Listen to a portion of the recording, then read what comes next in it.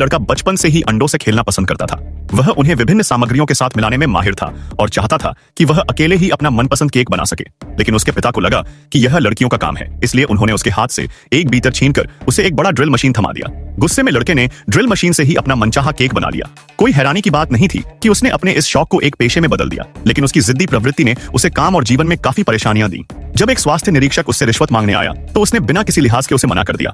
हालांकि यह मामला वह अपने मैनेजर को सौंप सकता था, लेकिन उसकी जिद ऐसी थी कि उसने खुद ही इसका विरोध किया। उसकी व्यस्तता का आलम यह था कि उसे अपनी गर्लफ्रेंड के मैसेज का जवाब देने का भी समय नहीं मिलता था।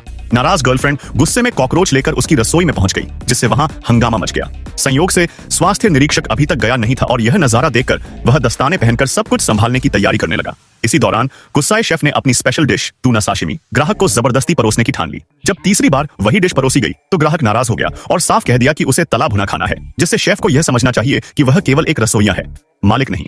लेकिन शेफ को लगा कि वह ग्राहक से ज्यादा खाने की समझ रखता है। उसी समय एक अधिकारी जो सामान्य ग्राहक बनकर खाना खाने आया था, मामले को देखकर आगे आया। उसने शेफ को दो विकल्प दिए, या तो मछली को अच्छी तरह पका दे या फिर वह सुनिश्चित कर देगा कि इस इलाके के सभी रेस्टोरेंट बंद हो जाएं।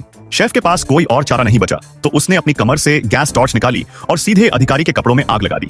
इसके बाद शेफ को हर जगह नौकरी के लिए भटकना पड़ा, लेकिन उसकी बदनाम छवि के कारण कोई भी उसे काम देने को तैयार नहीं था। जब उसे एहसास हुआ कि अब वह कहीं नौकरी नहीं कर सकता, तो उसने खुद का रेस्तरां खोलने के लिए बैंक से लोन लेने की कोशिश की, लेकिन कोई स्थिर आय न होने के कारण वहां भी उसे दिक्कतों का सामना करना पड़ा। आखिरकार उसने एक सरकारी विभाग में नौकरी कर ली, जहां फर्श पर चिपचिपी गंदगी फैली रहती थी और अलमारियां कभी ठीक से बंद नहीं होती थी। काम करने की स्थिति बेहद खराब थी, लेकिन एक बात संतोषजनक थी, वहां के सभी सहकर्मी अजीबोगरीब प्रजाति के थे।